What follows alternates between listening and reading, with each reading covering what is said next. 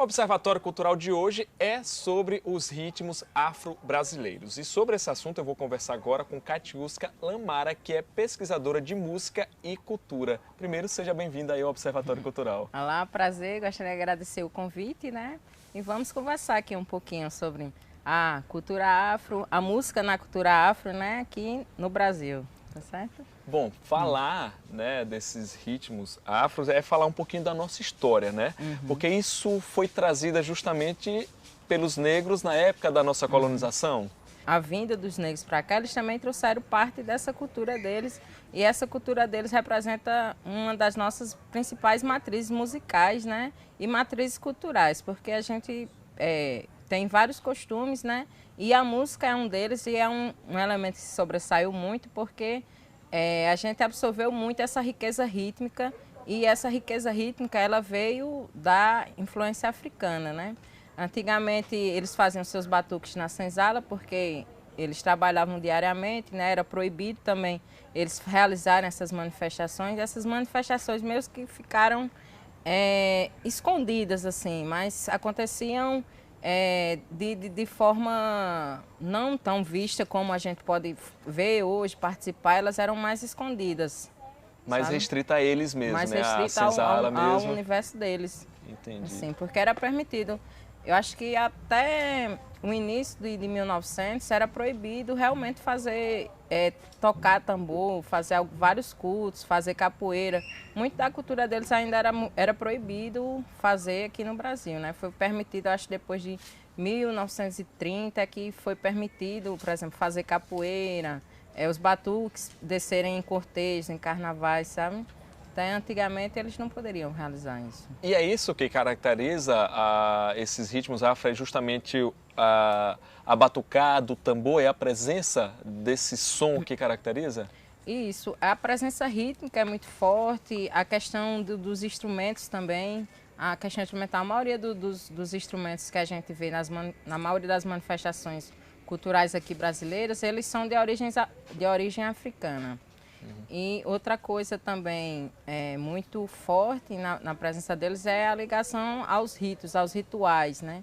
Tanto na religião afrodescendente como na questão, por exemplo, dos maracatus, dos cortejos, sabe? Ele assim, tem muita influência também. Porque justamente isso, esse ritmo está muito associado, como você falou, à religião. Esses batuques eram associados, eles utilizavam muito nos ritos, né? Ou seja, nessas cerimônias religiosas. Isso, cada batida de tambor, né, seria oferecida a um orixá, de cada tipo de orixá, né? Tem também essa questão religiosa, né, por trás. Mas também tem muita questão da festa, da celebração, né, tá entendendo? Da alegria e a questão da resistência, né? Porque a música é um dos elementos de resistência cultural da cultura africana aqui dentro do Brasil. E eu acho que uma das mais fortes, assim. Bom, agora a partir de que momento, né, esse ritmo, né, africano começou a influenciar a nossa cultura, começou a sair dali, da senzala, enfim, da cultura negra e passou a influenciar a nossa cultura? Eu acho que desde sempre ela influenciou, né? Mas assim, mais fortemente foi depois da abolição da escravatura. Então, os negros eles passaram aí para o eixo do Rio de Janeiro, que na época ainda era capital, né? E a partir desse movimento para os centros urbanos, aí então os batuques começaram a ganhar mais notoriedade. A população, que já era uma população mestiça nessa época, né? Não eram só negros ou europeus ou indígenas, já era uma população já mista, né? Já misturada, já era o brasileiro, né? Com toda a sua com toda a sua mistura, né? De etnias. Então, a partir desse movimento, principalmente no Rio de Janeiro, nos batuques, o início do choro, eles foram ganhando mais, como é que se diz, aceitação. Eles saíram do gueto, das senzalas e foram para os centros urbanos. Mas mesmo assim ainda visto com muito preconceito, ainda era visto com muito preconceito. E esse preconceito só se diminuiu um pouco. Na verdade, até hoje existe muito preconceito sobre os ritmos de origem afrodescendentes, né? Mas assim, ele começou a ganhar mais popularidade mesmo, foi visto com bons olhos depois dessa abolição, quando o negro passou a integrar nos centros urbanos e o seu batuque começou a misturar com as danças europeias, os ritmos europeus que vieram. Os negros, muitas vezes eles foram tidos como bons músicos. Então, como não se tinha, quando a família real veio para aqui, não se tinham músicos como tinha na corte. Então, os negros eles eram treinados para poder tocar. Então, essa mistura da cultura europeia com a cultura africana, aí deu origem a outros ritmos, como o machixe, o choro. E a partir desses ritmos, eles passaram a ser mais aceitos nos salões, nas cortes. E a partir daí, a cultura deles tiveram uma maior aceitação. Inclusive a nossa musicalidade, né, é muito abrangente, é muito ampla. E você já estava falando aí, explicou um pouquinho dessa influência, mas diversos ritmos brasileiros, né, que caracterizam tanto nossa cultura, a gente pode dizer que boa parte, se não a maioria, tem essa influência africana. Tem sim. Se ele não tem a influência na questão rítmica, ele tem a influência na questão instrumental. E, no fundo, um está interligado ao outro, sabe? Agora, você sempre vê essa matriz rítmica mesmo africana, ela é muito forte na maioria. Por exemplo, em nossa principal gênero musical, que é mais conhecido, o samba. Então, o samba ele tem muita influência, né? Ele vem da história dele, até ele chegar a ser samba, considerado samba, né? Ele passou por muita influência dessa raiz rítmica, né? Africana. Aí a gente pode citar também o que? O axé da Bahia, que é a cultura...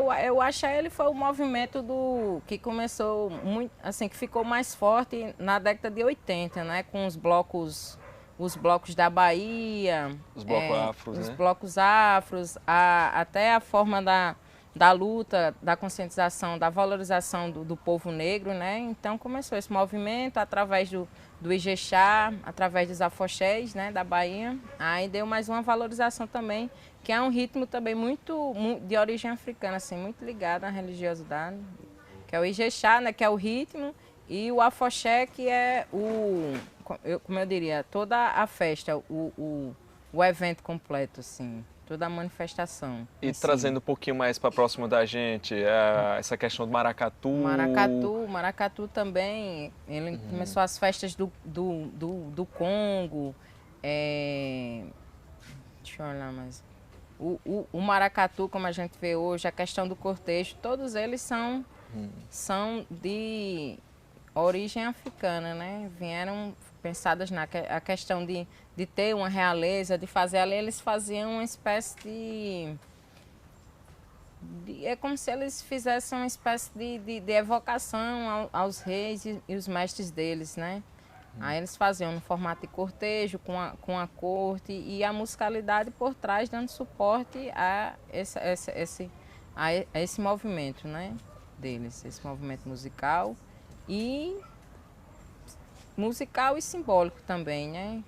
Com os personagens que eram baseados assim nos deuses dele, mas eles faziam como se fossem representados pelo rei e a rainha daqui do Brasil, mas eram imaginando reis e rainhas do Congo, tá entendendo? Mas para permitir para o cortejo sair na rua, para eles ganharem autorização, eles faziam essa referência como se fosse o rei, homenageando o rei e a corte portuguesa. A gente falou aí no começo essa questão da ligação entre a música e a religião e a gente percebe muito isso, por exemplo, no candomblé, né? Essa ligação muito forte entre o batuque e essa parte religiosa. Olha, na maioria das manifestações e nas manifestações afrodescendentes religiosas, a música e a religião elas são conectadas, é como se é o todo de um ritual, sabe? São parte de um todo. Então, em todas elas você sempre vai ver que a música sempre tem um papel importante, sabe? Tanto, por exemplo, no candomblé, fazendo as batidas para os orixás, invocando os orixás, né? Fazendo aquela parte do transe, de todo, né? E ela faz parte de todo o movimento do ritual, né? Como no coco, na ciranda, no cavalo marinho, no tambor de crioula. Então, todas essas manifestações, além de suas entidades, suas representações, ela também tem a música como ponto de apoio, como uma coisa que vai conduzindo, sabe? o ritmo, essa coisa rítmica, né? Que é a maior herança, assim, da influência africana. Dentro da musicalidade da gente é essa herança rítmica, essa força rítmica, que a gente não vê em nenhum outro ritmo, por exemplo, do mundial, que acontece assim. A gente é muito conhecido mundialmente justamente por essa nossa riqueza rítmica. É nossa cultura, É né? nossa cultura. Bom, eu vou dar uma pausa rapidinho aqui no nosso papo, mas você não saia daí, porque no próximo bloco a gente vai continuar falando de ritmos africanos, só que a gente vai falar um pouquinho mais sobre um grupo aqui da Paraíba, que é as Calungas, e Catiusca faz parte. Então a gente vai entender um pouquinho melhor qual é o trabalho desse grupo, um pouquinho da história. Então fica aí, porque a gente volta daqui a pouquinho.